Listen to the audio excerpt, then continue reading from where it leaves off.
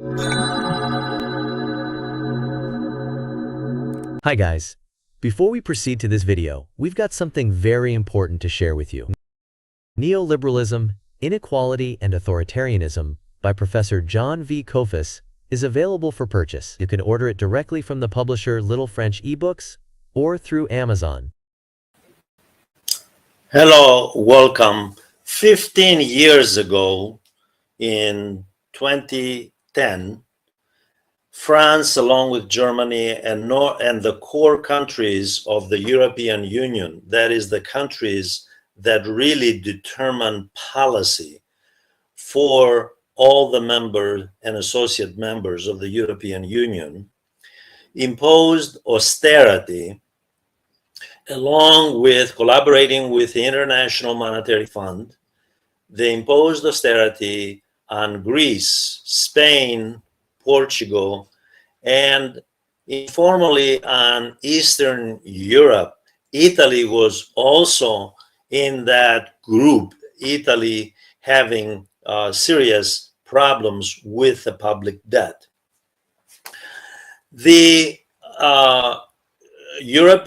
core countries of the European Union, led by Germany, France, Holland, the Northwest European countries, used the public debt issue to impose more neoliberal measures on, that is, corporate welfare, privatization of public assets, lower taxes on the wealthy and businesses, and severe conditions that resulted in lower living standards on the working class and the middle class.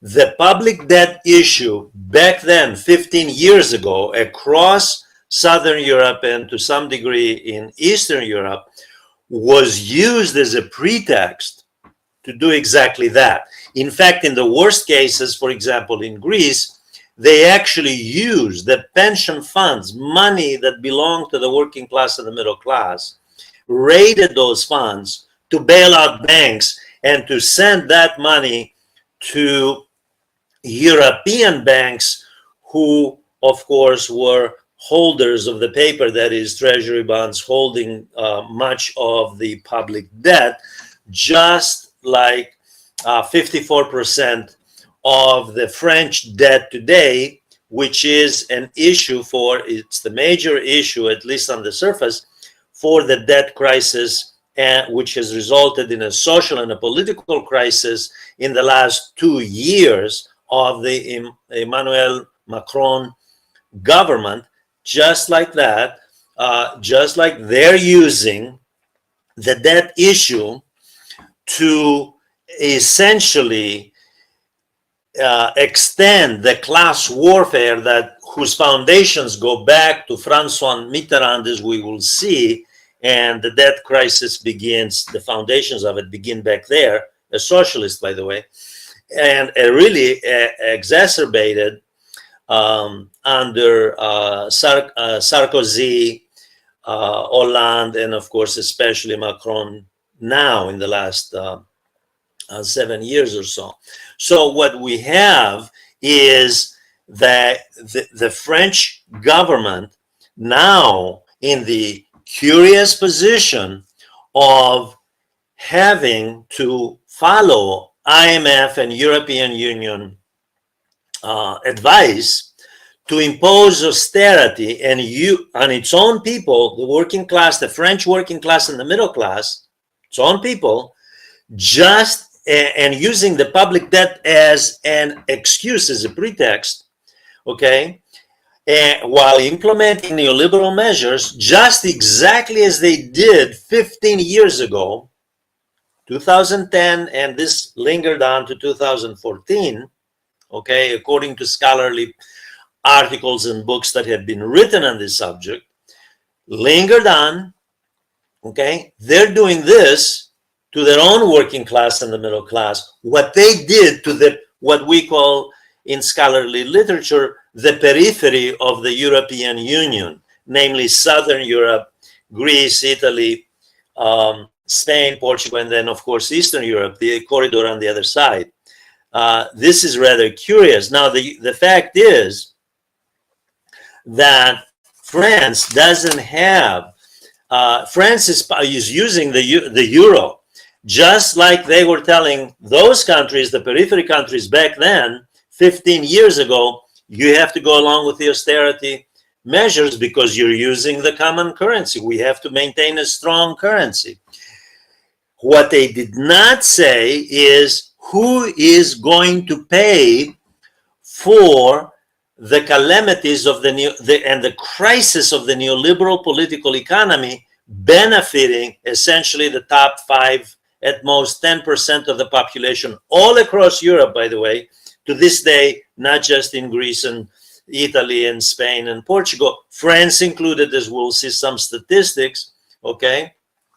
The question they never raise is, they don't is who's going to pay for this. It's always the working class and the middle class. They don't even suggest, to this day, the Macron government, okay, having gone through 7 prime ministers to solve this issue, allegedly to solve, in other words, to impose austerity on the working class and the middle class, okay, they don't even suggest any cuts on defense and restructuring the fiscal system to reflect a fairness in taxation and fair share of the sacrifice if they have a debt problem and that impacts, of course, the euro. Fine.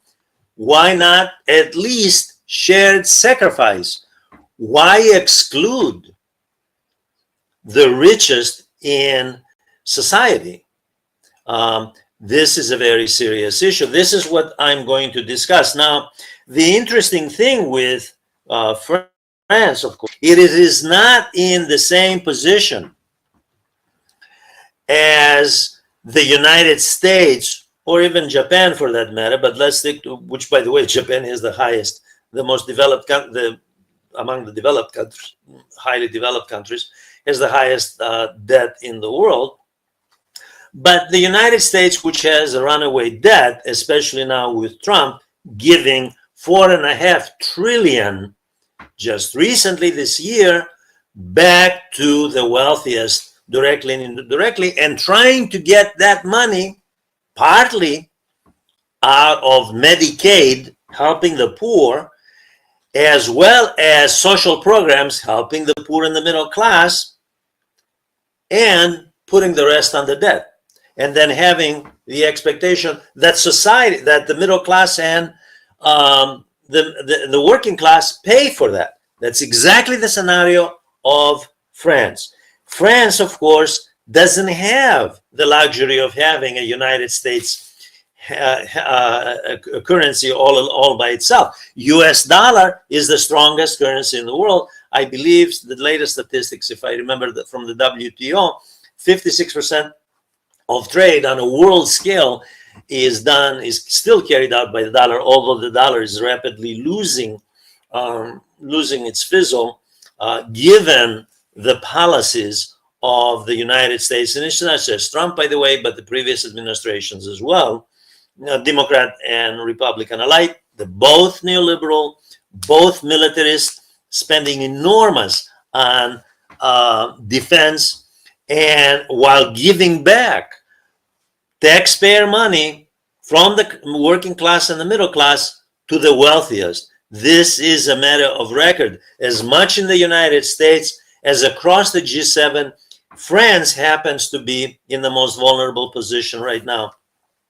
And one of the reasons that its president is the least popular leader in all of the European Union, with his own people, by the way, not outside of France, with French citizens, is precisely because the French population, by an overwhelming majority, 2/3 of them know, according to public opinion polls, this is all documented, they know that he is engaged in income redistribution in reverse, not from the top down, but from the bottom up. This is the neoliberal model. Income redistribution, using the state as a vehicle to redistribute income from the bottom, working class, and lower middle class to the richest. The United States, of course, like I said, let me just mention this because Macron is trying the nationalist route, emulating the neo-fascist leader, Marine Le Pen, who is expected, according to public opinion polls, according to analysts, to actually win in the next election, 2027, if elections are held then. They may be held earlier, we don't know. He's trying to emulate that ultra-nationalist politician, insofar as he's blaming the United States for a lot of what is happening in France. He's using the nationalist card, in other words, which always works because people usually rally around the flag. But the fact is the United States is not helping. It is actually hurting, not just France, but all of Europe. This is not to say, by the way, that it's the US fault. The European elites, that is the socioeconomic elites in Europe, have been going along from Biden to Trump in the last 5 years with what the US wants, especially when it comes to outrageous defense spending, which is parasitic, okay? And the newest, the latest, the current, in other words, prime minister, just a few days he was appointed, was the defense minister, and he was a neoliberal. He was a neoliberal defense minister who catered to the French defense industry and pro-militarism. So it's not that the United States is twisting arms all by itself and there is an unwilling junior partner in Europe. They are going along with it. And the reason they're going, the political class is going along with what the government, regardless of whether it's Republicans or Democrats, by the way, the U.S. is looking after its own interest. They're not interested. Well, they're not interested in European interest. They're interested in their own.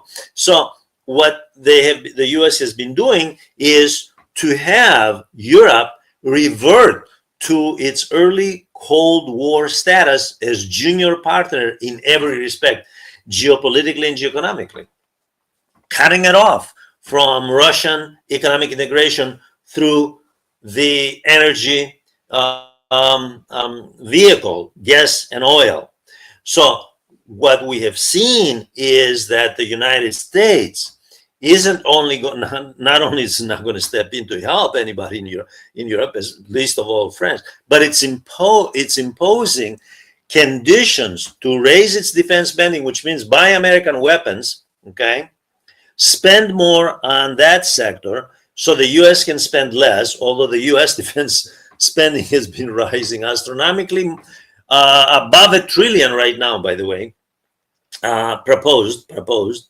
So they have been following the senior partner across the Atlantic Ocean. Okay, so here we have willing partners to be in that subservient role of the early Cold War. So France is on its own, and it has to solve this problem. And how is Macron approaching this? Put the bill on the working class and the middle class. Now, this is as an introduction to the topic today. I want to tell you something about France here, as a historian who used to teach French history. The fact is that this is a country that gave us the center of the French of the European Enlightenment. I shouldn't say French, the Western European Enlightenment. Italy is included, of course, of the 18th century. This is the country that gave us the revolution of 1789, which set a precedent for the foundations of a liberal democracy society, of a representative government based on the principles, philosophical principles of Jean-Jacques Rousseau, the French philosopher, social democrat philosopher, as well as John Locke, the English political philosopher of the 17th century. So this is the country that gave us that revolution, very important in the Western world, but also influenced, by the way, the rest of the world. This is also the country of the revolution, one of the leading countries in the revolutions of 1848 which inspired Marx and Engels to write the Communist Manifesto and inspired labor movements throughout Europe and the Western world. So you have a country here with a progressive historical record.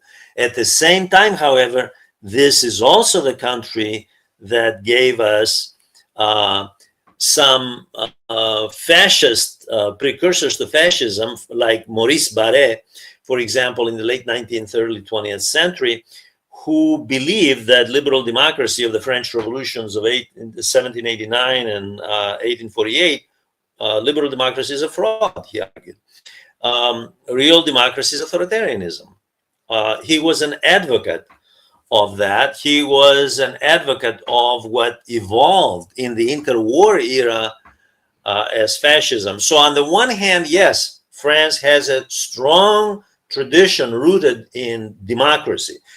But at the same time, it also has elements, a history going back to the 19th century of some segment attracted to what would become known as fascism in the 20th century. The reason I'm mentioning this, by the way, because that right now, and we don't know how this is all going to play out, there are three individuals who represent, in the dominant individuals in the political class, who represent three main trends. Obviously, the president, Emmanuel Macron, is one of them, who represents sort of a center-right position, increasingly moving closer and closer to the far right of the second person here, who is a neo-fascist, a nationalist, xenophobe, against diversity, against pluralism, a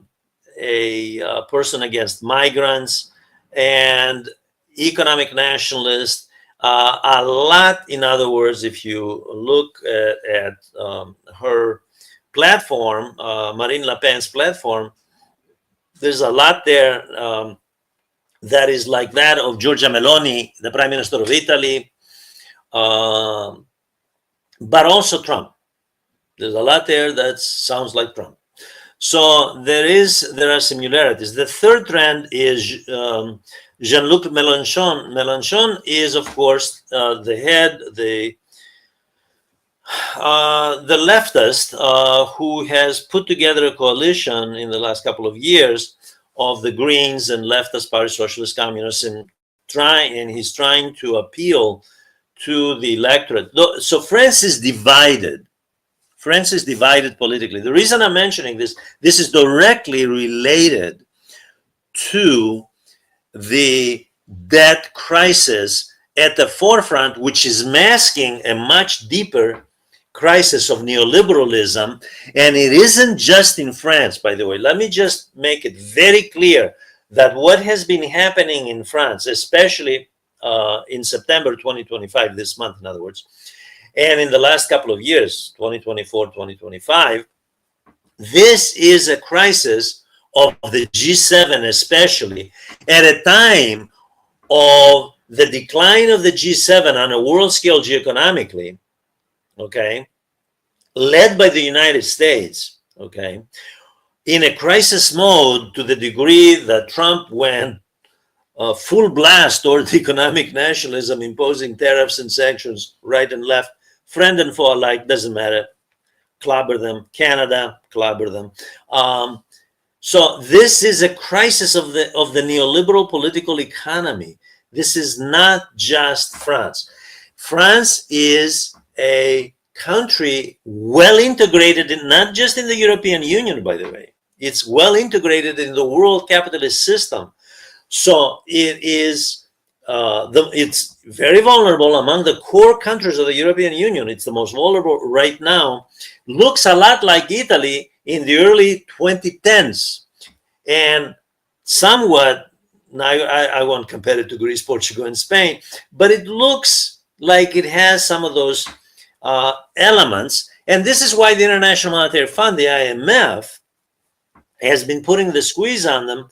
And the European Central Bank, obviously a partner in austerity back in the 2010s, is also concerned because They are concerned that the bond situation, given that more than 50%, 54, 55% of the bonds are not held by for the French, they're held outside of France, they could see a sell-off. So they are concerned about the euro, the value of the European currency, which is a reserve currency, like the dollar, by the way.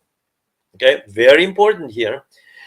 Because and when you look at the history of the European of the euro, the European hard currency, the reserve currency, it should have been a lot higher against the dollar, because the dollar is really itself, although it's been weaponized right and left by Democrats and Republicans alike, especially by the Trump administration, with the latest scheme of injecting cryptocurrency to somehow manipulate the value of the dollar, which in my view, that's going to collapse. That scheme is going to collapse, not that the dollar is going to continue to lose value. But when you look at the value of the dollar, as much as it has lost, and it has lost, by the way, under Trump quite a bit, it should have been a lot lower if it weren't for the fact that countries like France, and it's not just France, by the way, all of the European Union is not doing well. So the currency reflects current and future prospects of where the euro is going to be versus the US, which is not in good shape to begin with. So this is the very curious, situation indeed. Now the French situation should be put into context in terms of socioeconomic disparities. There are 500 people in France who own 16.5% of the entire wealth in the country, while the bottom 50%, working class and middle class people, lower middle class people, own 5% of the entire wealth. In other words, the entire wealth of France. In other words, half of the population, roughly 35 million people, France has 69, 70 million. Half of the population of France has less wealth than 500 people, just 500 people. So this is enormous economic gap, if you will, and in a country that has 16% poverty rate. By the way, when you compare the 16%, the interesting thing about the statistics of the poverty rate in France, this is supposed to be this is a G7 country. It's supposed to be one of the most developed countries in the world. 16% of the population below poverty. When you compare that, and by the way, I caution you about statistics on poverty, because individual governments, and I agree with some of the reports from the World Bank and the IMF, they manipulate statistics on poverty, and individual economists have done studies on this. They manipulate the numbers, but 16% is very high when you compare it, for example, with the US at around 12%. Okay, when you compare it with China at 10.5% and Russia at only 8.5%. Russia. So what we have is a serious situation that France has twice the poverty rate that Russia has. This is before Ukraine for Russia, by the way. I don't have statistics. I didn't see any statistics for now. For what's going on right now, they wouldn't have that, the Ukraine war has taken its toll on the civilian sector, because Putin is pouring so much money into that sector. Historically, Russia places priority on defense in any case. Now, the other thing that France has that is really unfortunate for the people of France is that it has very, historically, the last 20 years, it's not just, by the way, this is not just Macron. Macron inherited this from previous government, from Hollande, from Chirac. They have very low GDP growth rate, and the prospects are not very good. Now, lowering the public debt is not, it will stabilize the euro, clearly. Lowering it on the backs of the working class, the question is, if neoliberalism policies, if the policies of neoliberalism were so effective, why is it the case that in the last 25 years, from, and we can go back to the 80s, from Mitterrand, Francois Mitterrand to Macron, okay, through all that era, why is it that France has acquired this huge public debt and it has such very low GDP growth rates, under 2.5%, sometimes in some cases negative growth case in bad years like the COVID-19 outbreak, the crisis of the deep recession of 2008 impact, which had a lingering effect for Europe, starts around 2010 when Greece announced the austerity measures. Why the low GDP rate on a chronic basis? If neoliberalism is such a resounding success, not neoliberalism, I have done a number of videos on this, but neoliberalism is, of course, corporate subsidies. It's a corporate welfare state, corporate subsidies, low taxes on the wealthy, low taxes on corporations, maintain high defense spending, okay, for the defense contractors, lower the social safety net for the working class and the middle class, the lower middle class,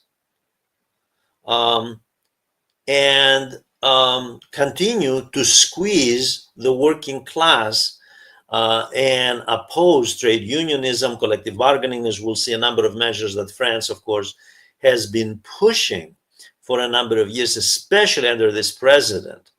If neoliberalism is such a wonderful model, why is it in crisis? Why is France in crisis right now? And they are trying to take even more out of the working class and the middle class than they already have. And it hasn't worked. This is the mystery about, and you can't say that they're inept, because these are bright people, by the way. The people, the elites that are behind this. It's the political class and the bureaucrats that are working on this are not stupid. They're bright people. They know what they're doing. It's just that the marching orders from the socioeconomic elites, from the 500 richest people and the top 10% of the French, who own, the statistics differ, but there are statistics that they own as much as 80% of the wealth. There are other statistics that they own 55%. Statistics do differ, by the way. Let me just put that on record. Why is it that that society hasn't benefited as a whole? The working class, the middle class, haven't benefited from this. Why has this model failed so miserably that now they have a debt crisis which has destabilized the government to the degree, as we'll see, that they had mass demonstrations on September 10th and September 18th, 2025, one between 200,000, 250,000, the other over 1 million people participating, shutting down many businesses. Why is that? So the proof is in results, by the way. The rhetoric aside, the proof is in the results. And the results are that there is indeed a social crisis in France caused by the neoliberal model that governments have been adopting. Now, France is Europe's second largest economy. It's part of the G7. It has a role in determining policy for the European Union historically. And when it is in crisis, this is a very important point to stress. When it is in crisis, the European Union is in crisis. I have colleagues in Germany who email me and tell me how bad things are over there. That it's not just France, we have problems too. And indeed they do. Now, Germany has the largest economy. The CEO of Mercedes-Benz pointed out that the future is the China-led BRICS group, and he can't see the future of Mercedes-Benz, his company, one of the big brand names in the world, corporate names in the world. He doesn't see a future without China and the China-led BRICS group. No matter how the nationalist rhetoric goes with some of the on the far right, about economic nationalism, Trump style, Germany has problems too. The fact is that the French crisis, neoliberal crisis, and that's what it is. It's not a debt crisis. It's a crisis of neoliberalism masked by the public debt issue, which Macron is trying to divert the attention of the public. And well, it's the public debt. We're spending too much money. Where did the money go? By the way, I want to mention something. It's a Keynesian view, John Maynard Keynes, back in the interwar period when he was advising Franklin Roosevelt, among other world leaders. He stressed this point.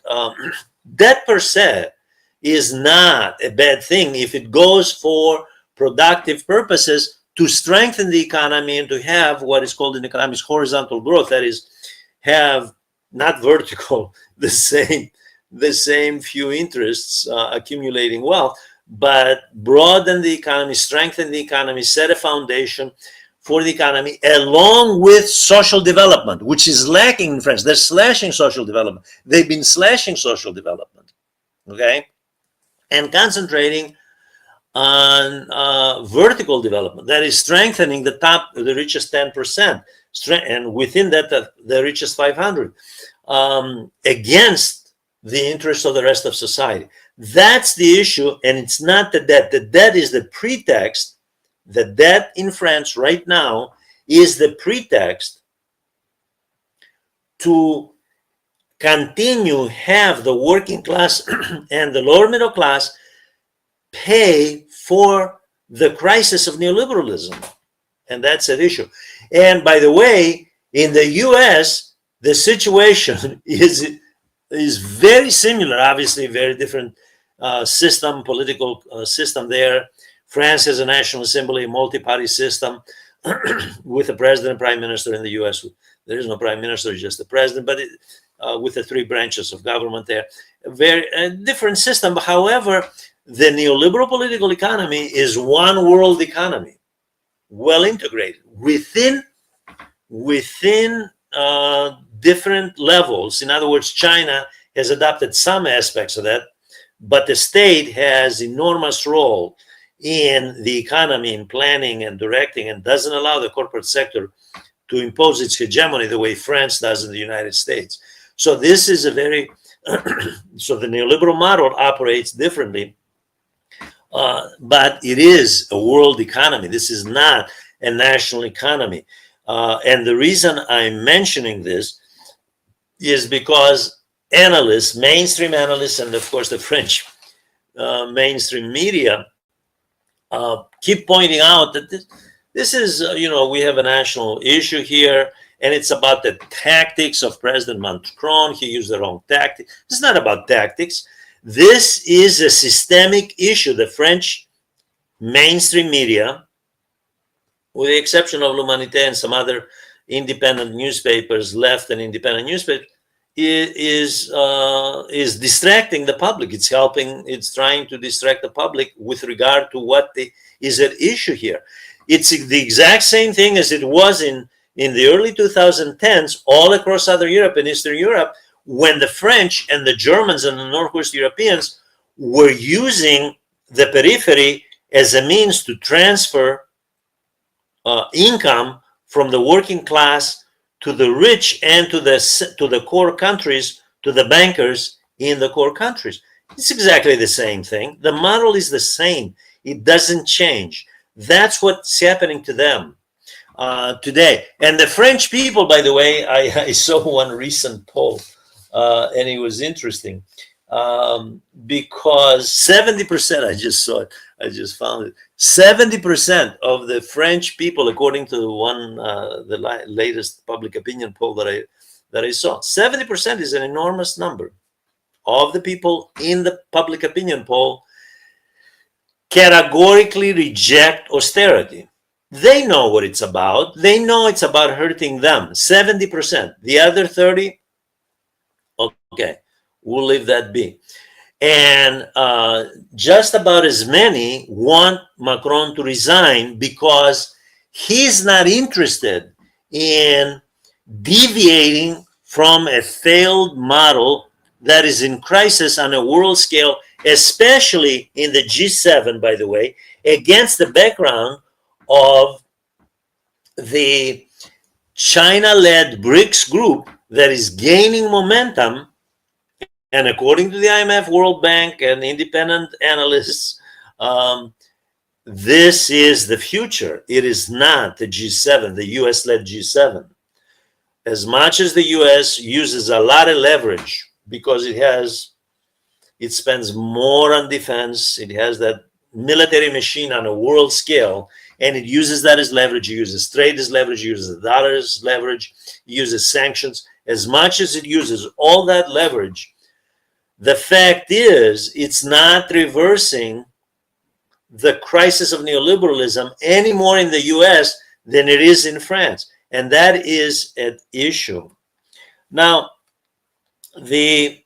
obviously, when you have such a crisis, you're going to have resistance. And in France, the latest group that has emerged is the Bloc Everything, Bloc On Tout in French, which is the Bloc Everything movement, a grassroots movement. And this time, unlike the Yellow Jackets of how many years ago, 8 years ago or so, that emerged back then, which was on its own without support of organized labor. This time, organized labor is behind a Bloc Everything movement. This is a vast resistance movement. The elites fear this movement of where it's going, because the question is who's going to mobilize and take advantage politically of this movement. Clearly, it cannot be Macron, because they're protesting against him. Their demonstrations, the two major demonstrations they had in September were against the Macron government. And so there are only two left, really, and that is Marine Le Pen on the far right, and then Jean-Luc Mélenchon on the left. And the question is who will take more advantage of that movement. Not that the movement is far right, by the way, by any stretch of the imagination. The movement is about social justice, which is the issue in France, as much as it is in Germany, in the G7, across the G7 led by the United States, by the way. That is an issue. It's not the debt.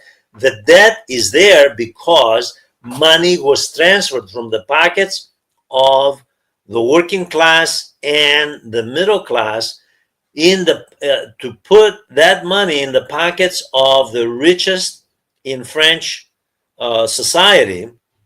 And the result is what? More debt. Okay? They have not created, look at the GDP growth statistics on an annual basis in the last 25, 30 years. You don't see growth. You don't see the robust growth that you see in the China-led BRICS group. Let's put it that way. Let's compare it with something. Let's compare it with them. That's why the chairman of Mercedes-Benz pointed out the obvious. Without them, without the China-led, and especially China, that group, we don't have a company. We don't have a future. They know where the future is. Where's the growth in the European Union?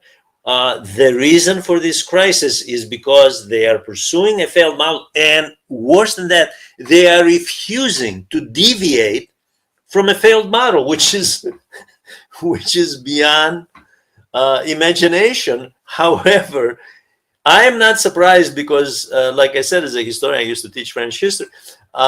In 1789, when you look at the historical antecedents of 1789, the fact is the elites became even more intransigent.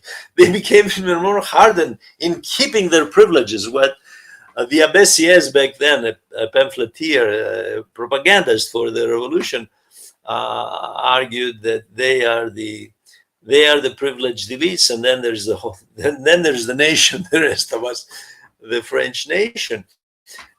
They become even, and the Dutch scholar of the, I believe the interwar, yes, the interwar period, Johan Huizinga was right. The elites do become even more hardened, more intransigent, and even more sadistic in their quest to keep their privileges at the expense of society, by the way. That's exactly what's happening in France right now.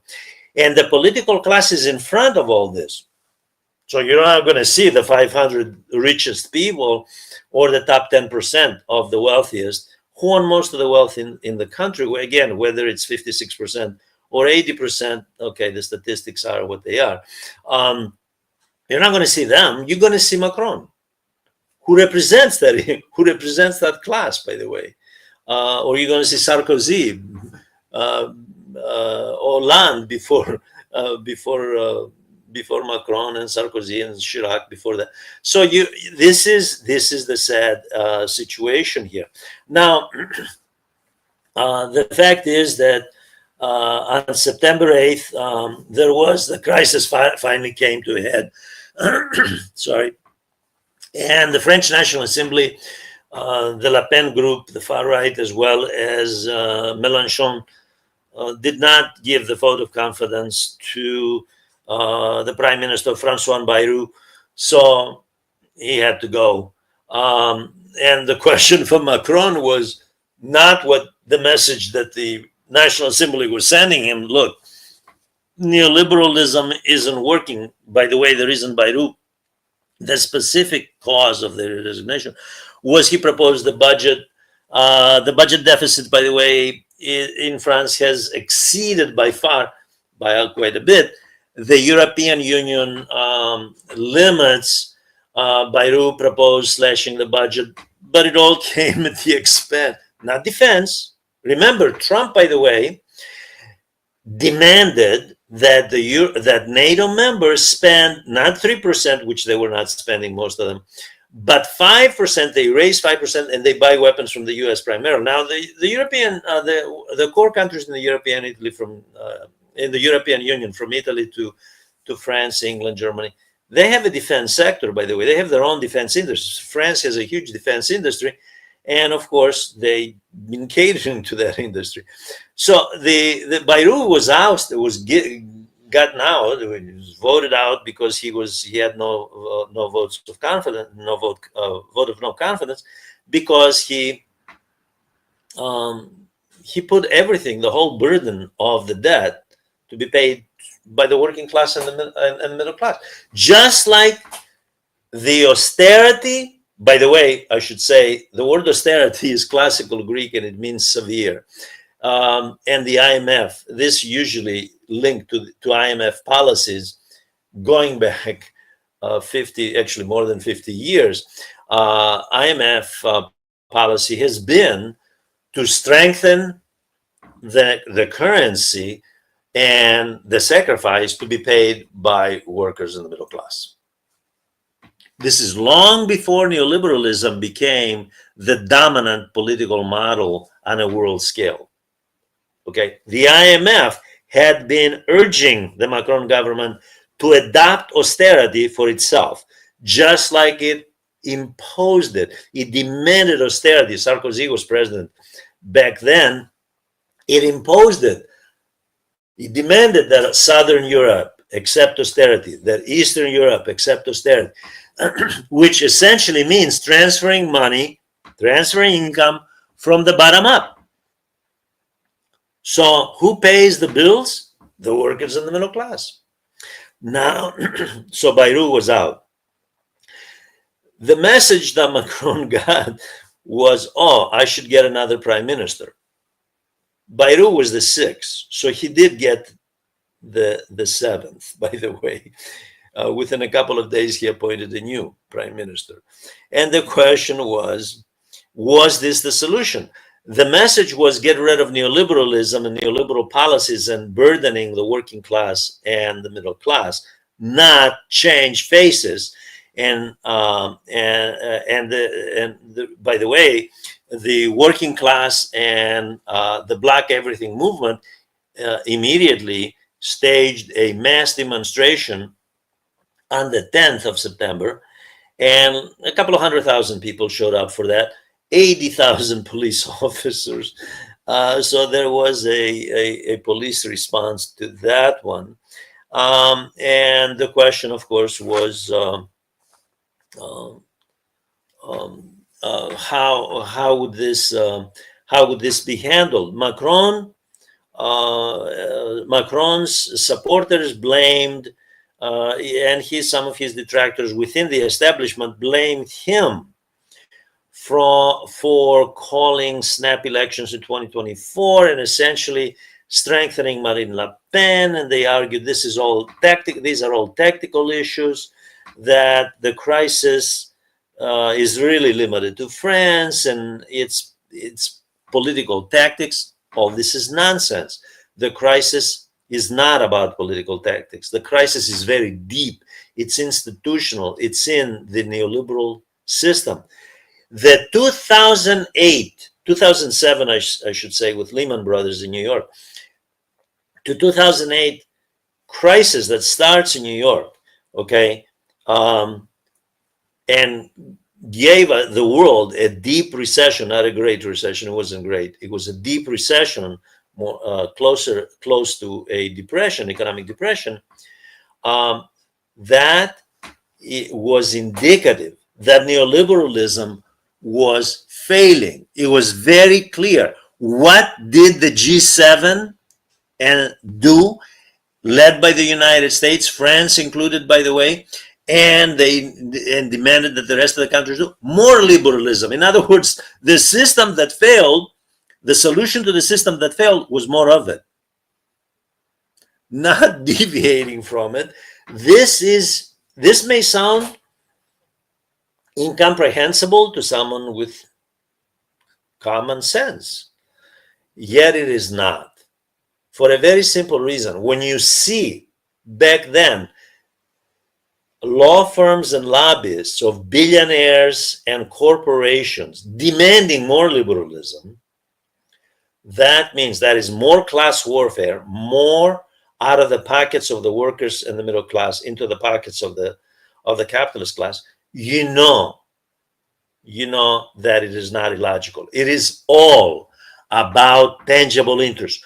Who benefits and who is harmed in society? That's what it is. It's very simple. It's a very simple formula. This is not about logic. This is not about tactics.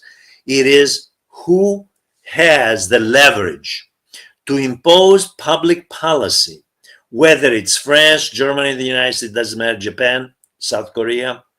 Who has that leverage? It isn't some railroad worker in the French rail system, or some cleaning lady, or some small farmer in France.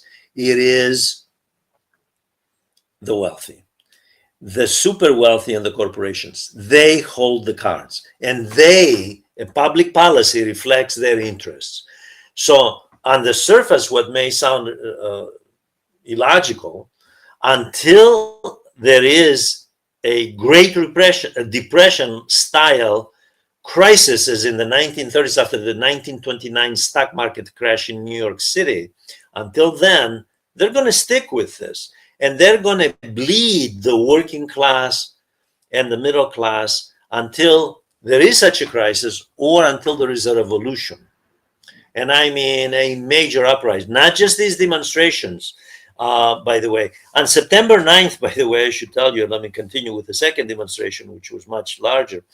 Macron announced his defense minister, Sébastien Lecornu, a man that was the defense minister and as neoliberal to the core and pro-militarism to the core. He would succeed Bayrou.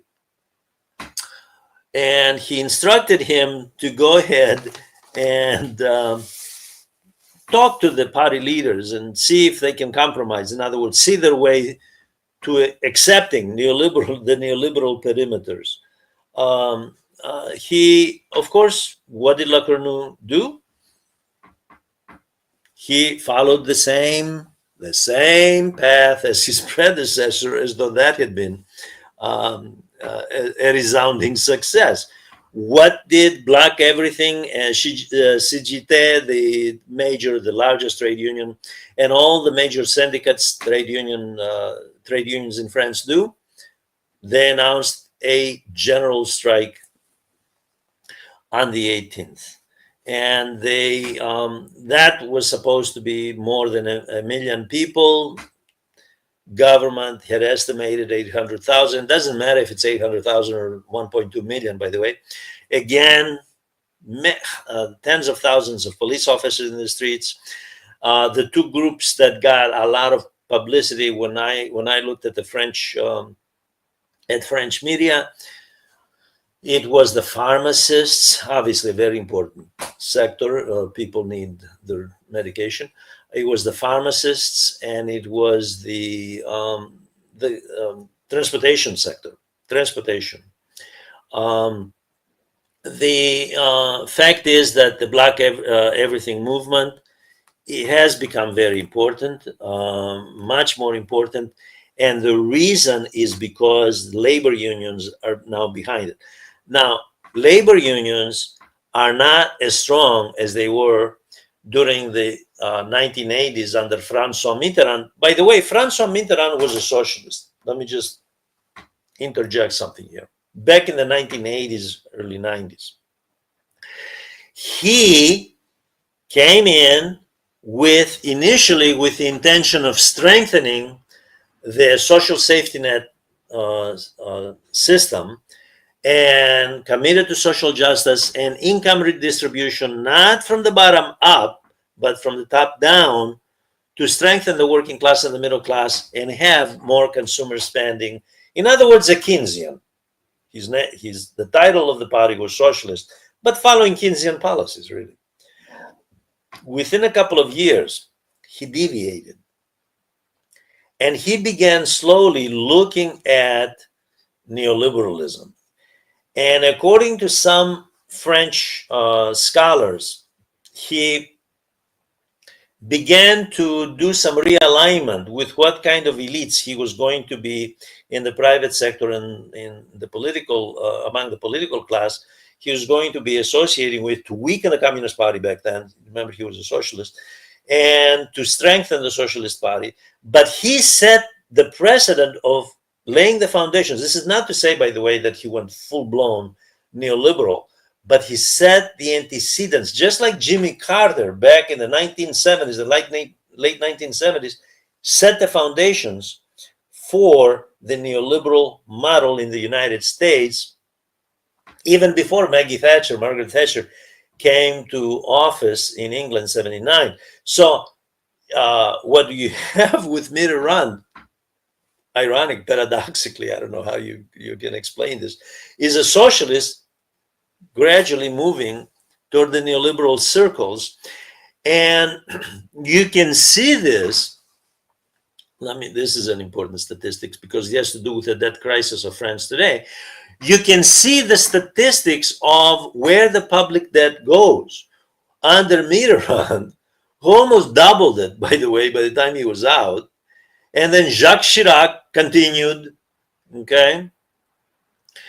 And what you have is the public debt continuing to skyrocket to the degree that France today has, I believe, the world's sixth largest public debt. Italy in Europe, sorry, not Italy. Greece has the highest public debt in the European Union, followed by Italy, followed by France. These are the top three countries. Obviously, on a world scale, the developed countries. Sudan has the largest, but Sudan is a global South country. It's not in the G7. It's not among the developed countries. Japan has the world's largest public debt. In the European Union, it's Greece, Italy, France, and the problem with the French public debt is it is expected to rise very rapid, just like the US debt, by the way. Under Trump, economists are expecting the public debt to really go very high by the time he is out of office.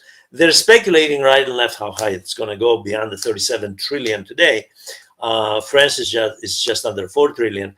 But the issue is, where is all this headed, given the very low GDP growth rate? How is this going to be covered, considering that a portion of the receipts, that is the revenue of the French government, has to pay for the debt at a time that Macron has raised defense spending and is insisting on a military solution in Ukraine, which is very costly.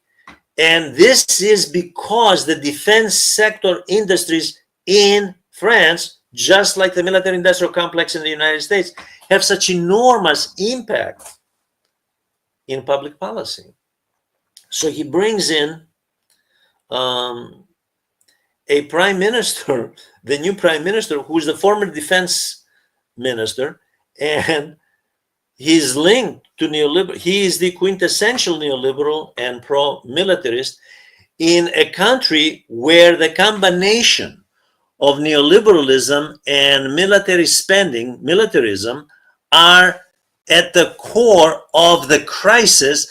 And then the political class, minus Mélenchon, by the way, is expecting the workers and the middle class to pay for all that, while they continue providing corporate subsidies, low taxes on the wealthy. And by the way, let me point out at this point that France has a problem with tax evasion and tax avoidance, because the wealthy shelter their money overseas to avoid paying taxes. Not very different from what you're going to find in other countries, by the way. Now, you would expect this out of the Russian oligarchy, right? The Russian oligarchs, although Putin has reined them in. You expect this out of the United States. That's what they do.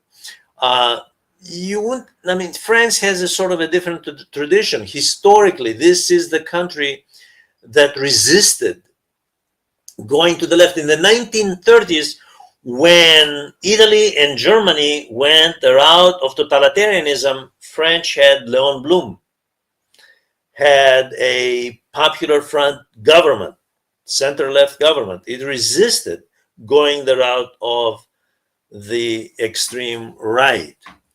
Now, France is in the curious position of having three choices before it. One is to maintain this government. The problem is, this government, this president, Macron, has the lowest approval ratings in all of Europe, the lowest. So it's not known whether he's going to call elections. He's resisting. By the way, I just recently saw an article by a French scholar, very interesting, because he's arguing that Macron has been using institutional mechanisms to stay in power. He has been using institutional mechanisms to stay in power because he really lacks any kind of popular support. When he has sunk as low as 15% approval rating, that's really low. That's well below Trump. Trump is, in the upper 30s. According to some polls, low 40s. But this is very, very low approval rating. Now, some have argued, some French analysts and Europeans, of course, who are looking at this, have argued, well, European Union is not that different. The French public debt as a percent of GDP at about 114 is really about the same, roughly the same as the European Union at large. Of course, you got to throw Greece in there, which has the largest debt, well, the second largest in the world, behind Japan.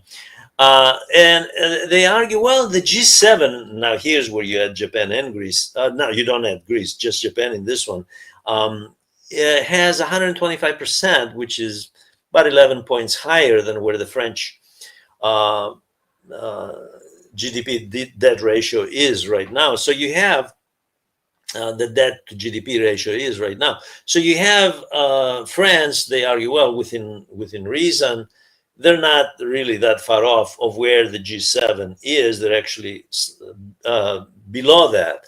Okay, that's fine. The question is not that. The question is, again, it's a twofold question. Who pays is the number one question. Whether this model, which is the cause of the debt crisis, should be continued and strengthened, considering that it's a failure, it's in crisis, and there is no prospect of seeing Shangri-La under this model. It has proved a resounding failure. And when you combine it with huge defense spending, which this new prime minister is committed to, and military solutions over in Ukraine, that's very costly. This is one reason Trump said, okay, you want to continue the war, you pay for it. Pay us and we'll help you there too.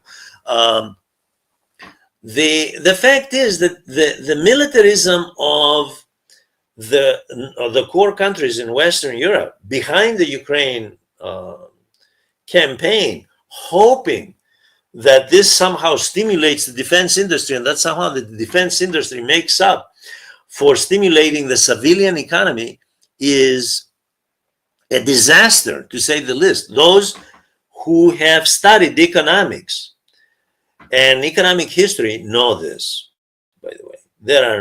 There's no shortage of studies that indicate that this is exactly the case. This cannot have a good ending. This is a disaster. It's very simple. Now, the second option for the French people is Marine Le Pen.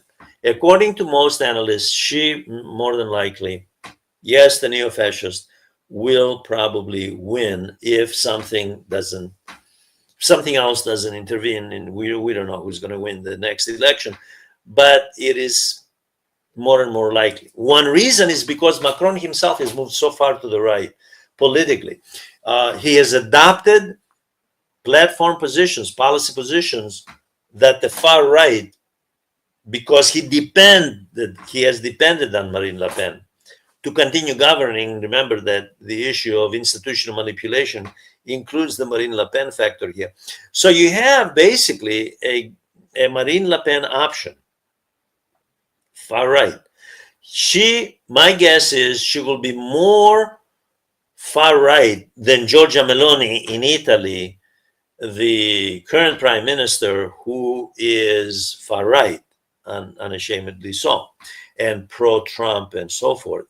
The far right is not against neoliberalism. It's against globalization. It's pro-economic nationalism, but it will continue along the Trump model as far as corporate welfare.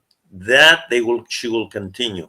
She is not against corporate welfare. She is pro-business. She is against the European Union dictating policy to France. She is anti-EU, anti-globalization, but will compromise even once in power, even on that score, by the way. And the third option is Mélenchon. Now, here is a person who started out as a socialist back, I believe, in 2008, if memory serves.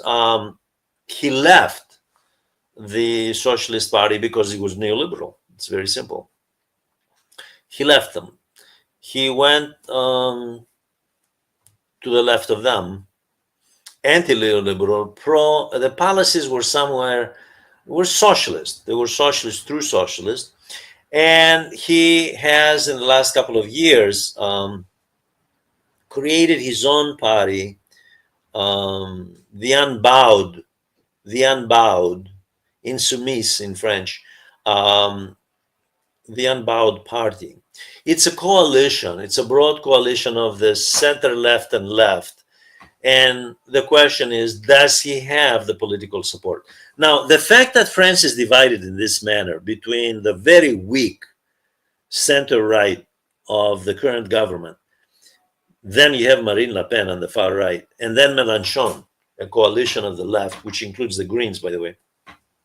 So the fact that it's divided in this fashion reminds me of interwar Europe, when the center was weakened. The question that some French scholars have been asking is, does Mélenchon have the ability and to create a kind of a broader movement to co-opt the Black Everything movement, to get them behind him, and will he be co-opted himself if, in the event, and I'm not saying he will win, in the event he does win the next presidential election, will he then become like another Francois Mitterrand in the 1980s, early 90s? Will he become a Mitterrand? And that is another question that people have been asking. To what degree will he be able to resist the temptation to go that route? And that is an unknown. There is obviously a fourth option, and that's the unknown. Some kind of a broad mass movement, grassroots movement, from which some new entity committed to social justice and peace, dropping neoliberalism, dropping militarism, and taking France in a totally new direction. That is unlikely. In my estimation, I have to go along with the majority of the mainstream that more than likely France will move to the far right of Marine Le Pen, unless something happens, and that is not the case. It is regrettable because if that happens, that is Marine Le Pen takes over, it will send a chilling effect all across Europe. It will legitimize.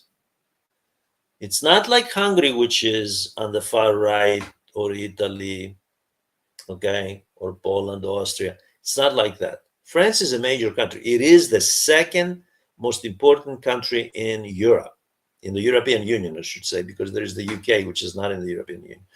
It is the second most important country in the EU, on the continent, okay? So it will send a chilling effect, a chilling impact, and it will legitimize the far right all across Europe. It will strengthen it. That is the scary part. I want to thank you for listening. Please join this channel, ask questions, and write comments. Thank you very much.